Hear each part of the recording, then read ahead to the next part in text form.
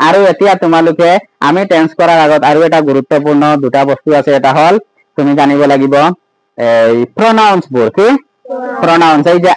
আইৰ পৰা আৰু বেলেগ বেলেগ আৰু প্ৰনাউন আছে বুজি পাইছা মি মাই ইউ আছে ইয়ৰ আছে হয় না নহয় ওই আছে আজ আৱাৰ এইবোৰ আছে বুজি পাইছা এই প্ৰনাউন খিনি নাজানিলে তুমি আকৌ বাক্য গঠন কৰাত বৰ প্ৰবলেম হয় এইখিনি তুমি জানিবই লাগিব এইখিনি মই লিখাই দি আছো তোমালোকে এইখিনি লিষ্ট অফ প্রনাউন টো লিখি লবা বুজি পাইছা আচ্ছা ওকে তো প্রনাউন বোৰক আমি তিনিটা ভাগত ভাগ কৰিব পাৰো কেই ভাগত তিনিটা ভাগত সাবজেক্ট অবজেক্ট আৰু পসেসিভ সাবজেক্ট অবজেক্ট আৰু যদি কও কেতিয়াবা মই শব্দটো মই ভাত খাই আছো হয় নহয় ইয়াত মই কাম কৰি আছো তেও মোক এটা কলম দিছে মুখ মই কামটো কৰা নাই মুখ দিছে এইটো হল অবজেক্ট অবজেক্ট আৰু মোৰ দেউতা ঘৰত নাই এতিয়া কি কৈছো দেউতাৰ লগত মোৰ এইবোৰ পসেসিভ অধিকাৰ বুজায় মানে নিজৰ কিবা এটা বস্তু বুজায় মোৰ দেউতা মোৰ গাড়ী হয় নহয় মোৰ স্কুল এনেকুৱা হলে এনেকুৱা মোৰ যেটো শব্দ বুজি পাইছা তেতিয়া এই পসেসিভ প্ৰনাউন বোৰ ইউজ হয় মোৰ বেগ এনেকুৱা মোৰ কলম বুজালে এনেকুৱা পসেসিভ প্ৰনাউন গতিকে এইখিনি জানা বহুত দৰকাৰ নহলে তোমালোকে বাক্য গঠন কৰিব নোৱাৰিবা এতিয়া আই হল আই মই মি মোক মাই মোৰ ওই আমি আজ আমাক আৱাৰ আমাৰ হয় না নহয় এইখন কি আমাৰ শব্দটো কেনেকৈ ইউজ কৰিব আমাৰ স্কুল হয় না নহয় আমাৰ স্কুলত এটা গছ আছে হয় না নহয় এতিয়া তেও আমাক কাপোৰ আনে তেও আমাক কাপোৰ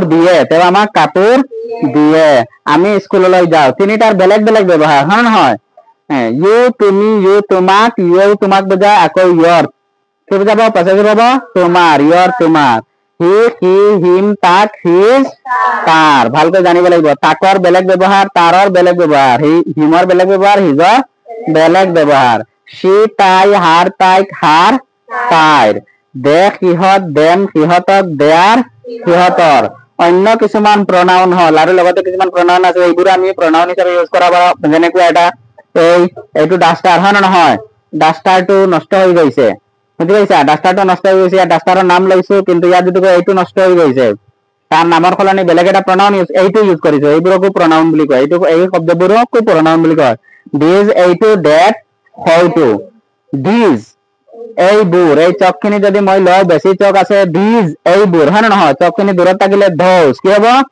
ধৌজ হেয়াৰ ইয়াত দেয়াৰ তাত ইয়াত দেখা বানানত একেবাৰে কনফিউজ নহবা হেয়াৰ মানে HER হেয়াৰৰ আগত অকল টি লগাই দিলে তাত আৰু এটা দেয়াৰ বানান ইয়াত আছে এইটো বানান বেলেগ